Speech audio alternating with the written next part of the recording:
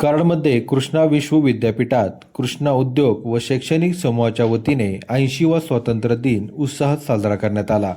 कृष्णा विश्व विद्यापीठाचे कुलपती डॉक्टर सुरेश भोसले यांच्या हस्ते व आमदार डॉक्टर अतुलबाबू भोसले यांच्या प्रमुख उपस्थितीत ध्वजारोहण करण्यात आले।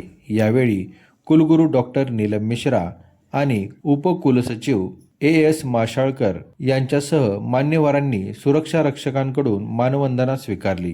ध्वजारोहणानंतर कृष्णा उद्योग व शैक्षणिक समूहातील विविध सिक्युरिटी फोर्सचे जवान आणि विद्यार्थ्यांनी मुख्य सुरक्षा अधिकारी दिलीप पाटील यांच्या नेतृत्वाखाली शानदार ध्वजसंचलन केले।